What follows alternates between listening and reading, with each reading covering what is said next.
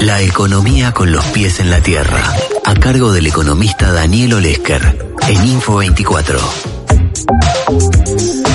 Y estamos en comunicación, efectivamente, con Daniel Olesker, una vez más. En este caso, para hablar, como les decía, de un tema que se ha estado debatiendo en los últimos tiempos. No solo en los últimos tiempos, pero cada tanto se vuelve al tapete y nos referimos al llamado atraso cambiario. Daniel, muy buenos días. Buenos días, ¿qué tal? ¿Cómo están? Muy bien. Pasados por agua.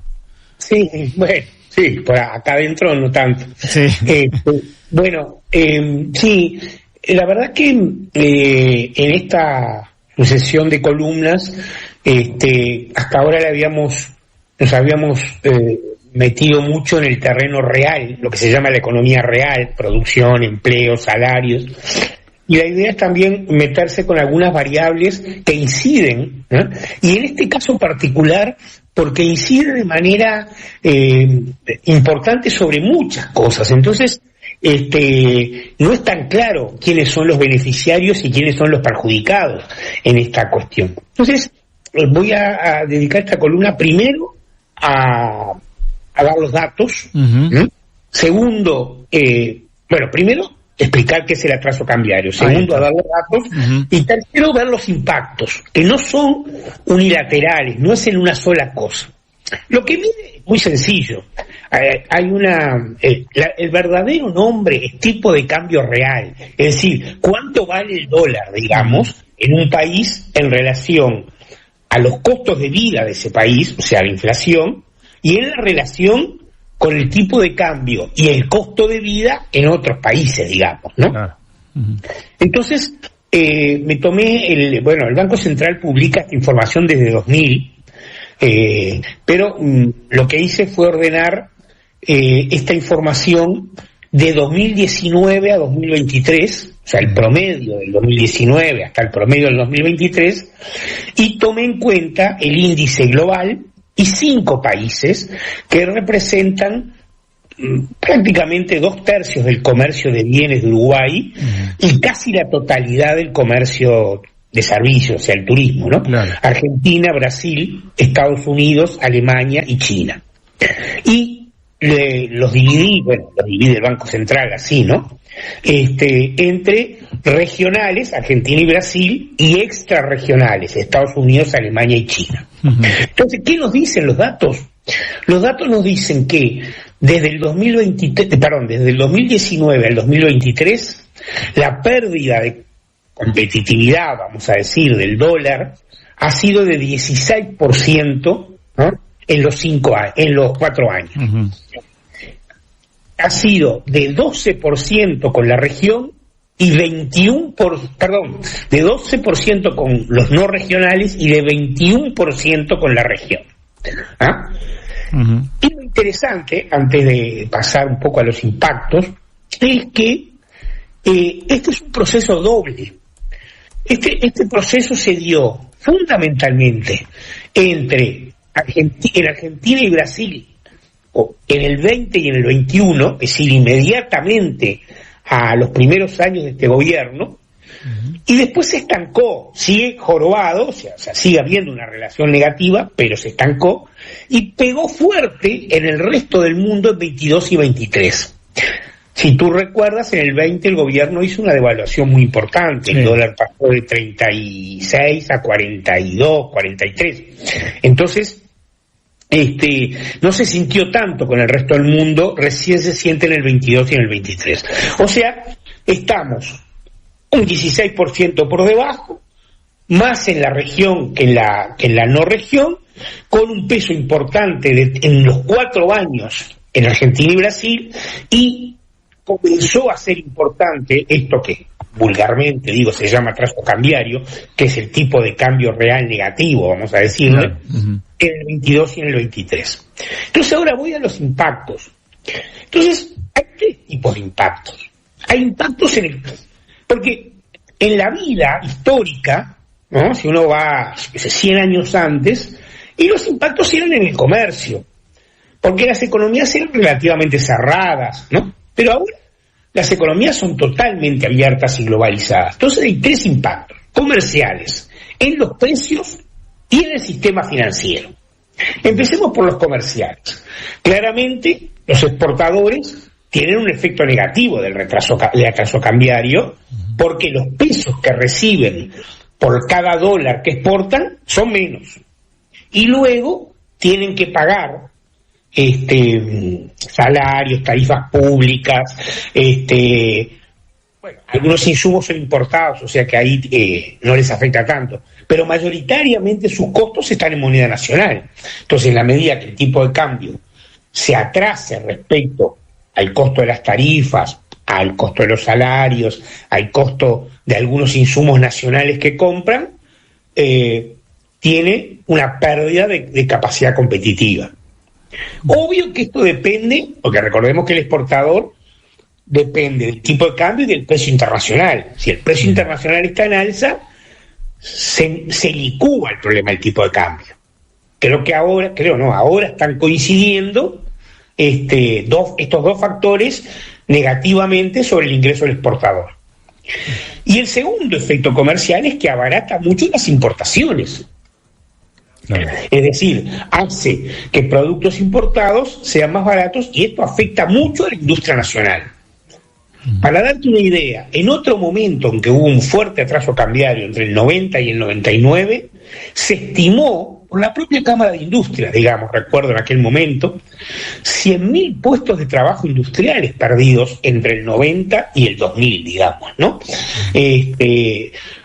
Entonces, acá hay un doble efecto, un efecto sobre los exportadores, que repito, depende del precio internacional, pero que en este momento está pegando, y sobre la industria nacional en la medida que abarata los productos de importación. Este es básicamente el esquema de a quién beneficia y a quién perjudica en términos comerciales. Lo segundo sobre los precios, para esto es lo que se usa básicamente, ¿no? O sea, este efecto que voy a mencionar ahora es el que se toma como central para realizar esta política que se llama de ancla cambiaria, ¿no? Como que es un ancla que tira para abajo a los precios, ¿no? Así se hizo en la segunda etapa de la política económica de la dictadura, entre el 79 y el 82, así se hizo en los 90 y así se está haciendo ahora.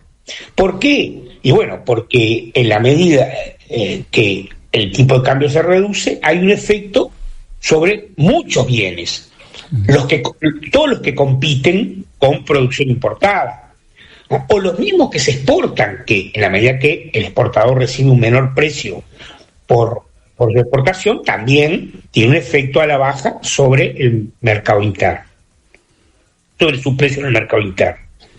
Yo voy a dedicar una columna próxima a los temas de la inflación. Simplemente quiero decir que este es uno de los tantos problemas que incide sobre la inflación, que no es el único, pero efectivamente incide.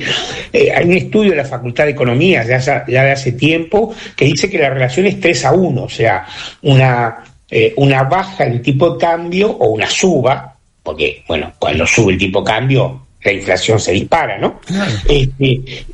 Se relaciona más o menos entre 3-1, o sea, si el dólar bajara 3 puntos, la inflación bajaría 1, ¿no? O sea, que es un efecto, tiene un nombre este efecto, ahora no lo recuerdo, es muy importante, o sea que efectivamente actúa sobre el nivel de precios, y esto explica la inflación que tenemos hoy, en parte, ¿no? No digo del todo, pero en parte la inflación que hoy tenemos de tan bajo valor. De cualquier manera, para los trabajadores esto es importante si va acompañado de un crecimiento del salario real, ¿no? Si la inflación del quinquenio al final bajaba en los últimos años, va a ser igual que el aumento de salario, o sea, va a haber estancamiento salarial, como ya hemos dicho reiteradas veces, la baja de la inflación termina siendo un factor importante, pero que no es relevante, ¿no? Yo pienso que una inflación de un dígito siempre es posible mantenerla dentro de niveles de equilibrio de la economía.